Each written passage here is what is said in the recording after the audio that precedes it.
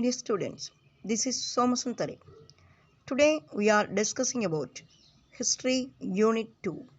The topic is Anti-Colonial Movements in Africa. Before starting the class, I will ask few questions from previous topic. Are you ready? Okay, let's start. Question number 1. Which part of the world disliked dollar imperialism? Which part of the world disliked dollar imperialism? Answer is Latin America. Latin America. Question number 2. In which year Cuba occupied by the USA? In which year Cuba occupied by the USA? Answer is 1898. Answer is 1898. Question number 3. Which president of the USA pursued good neighbor policy towards Latin America?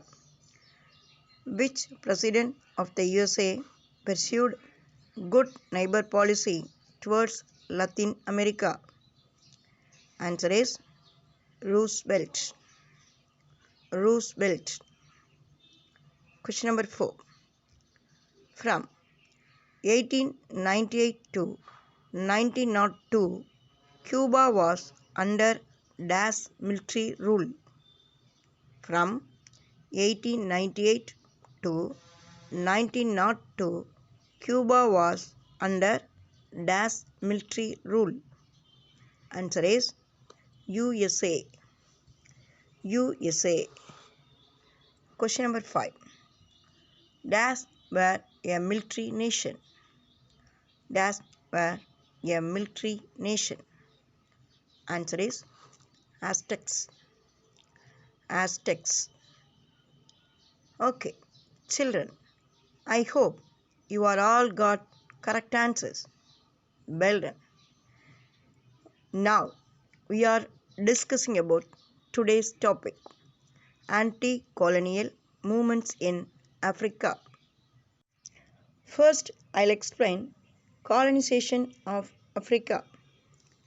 The scramble for Africa, also called the partition of Africa or the conquest of Africa, was the invasion, occupation, division and colonization of African territory by European powers during a short period known to historians as the New Imperialism. The colonization of Africa was part of a global European process reaching all the continents of the world. The African coastline had been explored in the 16th century and a few European settlements had come about. But the interior of Africa was unknown to the outside world until the last quarter of 19th century. European colonization began after about 1875. The Berlin Colonial Conference of 1884 to 85 resolved that Africa should be divided into spheres of influence of various colonial powers. The war between the British and Boers in South Africa, however, was in defiance of this resolution.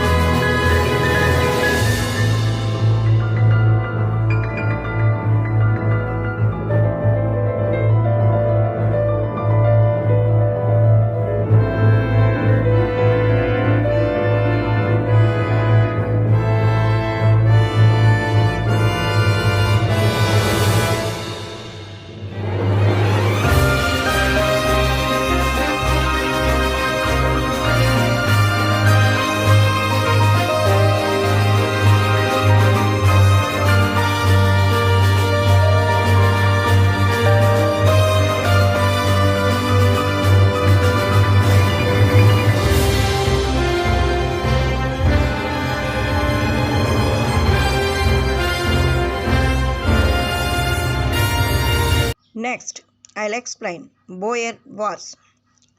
The relation between the two British colonies of Natal and Cape Colony and the two independent Boer states of the Transvaal and the Orange Free State had long been unfriendly. The discovery of gold in Transvaal in 1886 led to large number of British mining settling in around Johannesburg. The Boers hated these people whom they referred to as Uitlanders. The Boers taxed them heavily apart from denying political rights. So the question was whether the British or the Boers were to be supreme of South Africa. Fearing attacks from the British, the Boers armed themselves and decided to attack. The Boers War lasted for 3 years in 1899 to 1902. Initially, the Boers were successful, but by the first half of 1900, the Boers army was defeated. Victoria was occupied. The Boers took a guerrilla fighting.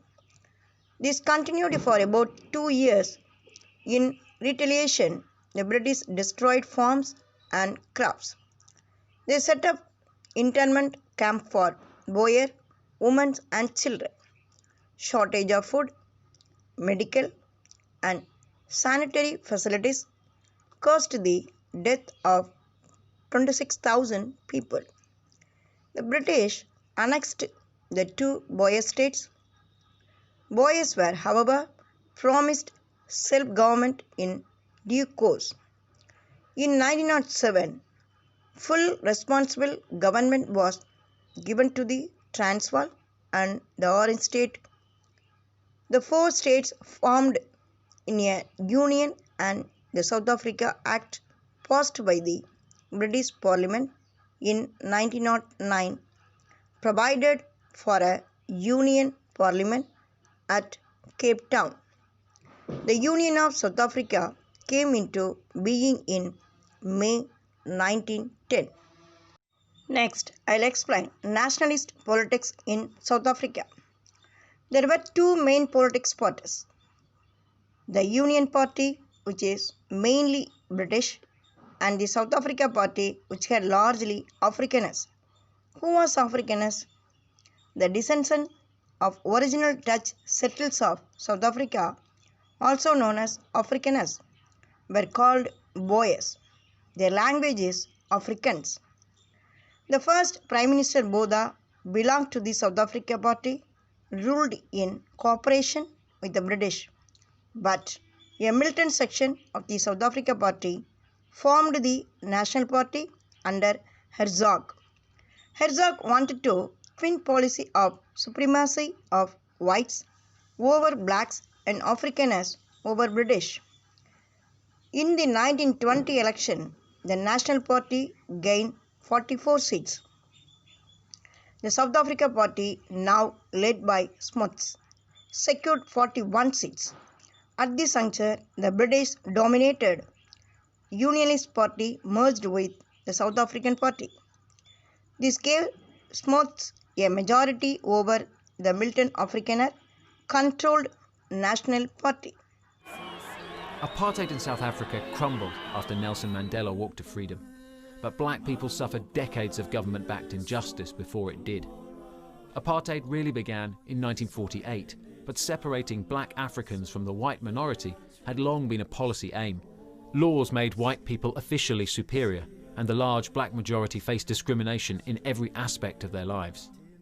Living, doing business or owning land in white areas was banned.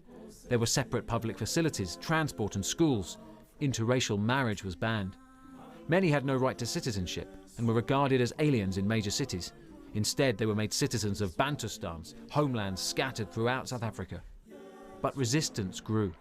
In 1960, a huge peaceful protest against past laws ended in a massacre at Sharpeville. 69 people were killed. The deaths galvanized opposition, radicalizing liberation movements like the ANC. There are many people who feel that it is useless and futile for us to continue talking peace and non-violence. Open conflict erupted in the 1980s, with anti-apartheid activists frequently shot at, beaten or arrested. Mass protests were firmly put down. But little by little, the apartheid establishment crumbled. After gradual reform, Nelson Mandela, imprisoned since not long after Sharpeville, was set free in 1990. 4 years later, he was elected as South Africa's first black president. Apartheid had ended. Racist policy against the blacks. The Afrikaners pursued a harsher racist policy towards the blacks and the minority Indians. In 1923, an act was passed to confine the native residents to certain parts of towns. Already, an act of 1913 had segregated black and white farmers, which made it impossible for the blacks to acquire land in most parts of the country. The 1924 elections were won by the National Party with the support of the labor movement, composed mainly of white miners. The act passed in 1924 prevented blacks from striking work and from joining trade unions. In the Cape province, the voting right to blacks was abolished. Native blacks suffered all spheres, social, economic and politics. Apartheid in South Africa. Apartheid, which means separateness, became the racial policy of the Nationalist Party in 1947. From 1950 onwards, a series of laws came to be enforced. The whole country was divided into separate areas for the differences. Marriage between the white and non-white was forbidden. Nearly all schools were brought under government control so that education different from that of the whites would be implemented for Africans. University education was also segregated. Apartheid is based on the belief that the political equality of white and black in South Africa would mean black rule. Since this would imperil the European interest, it was decided to keep the Africans in permanent subjection through force. Bergard, who was Prime Minister of South Africa from 1958 to 1966, was the brain behind the apartheid policy. The African National Congress, founded in 1912, fought the practice of racism. Repression was let loose against the leaders of the Congress. The ANC was banned and its leader Nelson Mandela was put behind bars. Mounting pressure at the global level helped to end the racist regime in South Africa. In 1990, the ban on ANC was lifted and Mandela freed about 27 years. In the elections held subsequently, the Africans were allowed to vote and ANC won the election and Mandela became the first black president of South Africa. Who was the first black president of South Africa? Nelson Mandela. Even though apartheid was dismantled, the whites completely dominate the economic sphere. Next, dominion status for South Africa. South Africa had gained dominion status and thus had full control over foreign policy. The World Economic Depression brought unemployment and bankruptcy. Labour withdrew its support given to the National Party. Smuts believed that a coalition government was required to solve the country's economic problems. Therefore, the South Africa Party and the National Party united in 1934 to form the United South Africa National Party or United Party for short. In spite of misunderstandings and disagreements, the Smuts-Herzog alliance lasted until 1939. Dominion status. Period of 1939, each of the later day British Commonwealth countries such as Canada, New Zealand, the Union of South Africa, Ireland were accorded Dominion status. The Imperial Conference of 1926 described Great Britain and the Dominion as autonomous communities within the British Empire, equal in status, in one way subordinate one to another in any aspects of their domestic or external affairs, though united by a common allegiance to the Crown. South Africa during World War and its aftermath. When the World War II broke out, the United Party split on the issue of South African support for Britain in the war against Germany. Smuts opposed Nazism and wanted South Africa to help Britain. Herzog was sympathetic towards Hitler and favoured a policy of neutrality. The parliament, however, decided in favour of war and Herzog resigned. Smuts continued to function as a prime minister until 1948. With the passing away of Herzog, many in the party led by him joined the Nationalist. The 1948 election gave the reunified National Party a majority over the fractured United Party. Colonization had a negative impact in the economics and social system of the African states. Most of them are still felt today, and the effects are reverberating into future for many years to come.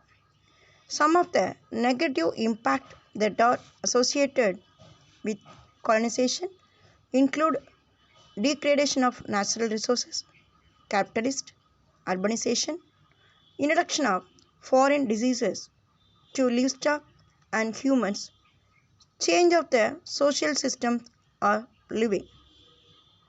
Nevertheless, colonialism too impacted positively on the economies and social system. Children, now we are going to end of this session. I hope you are all observing the class properly, isn't it? Well done. Now, I'll give you today's homework. Note it down. Paragraph question number 3. Describe the rise and growth of nationalist politics in South Africa. Describe the rise and growth of nationalist politics in South Africa. Study and write 2 times. Children, already I told you handwriting is very important to you. So you must write 2 times. Okay. Thank you children. See you next class.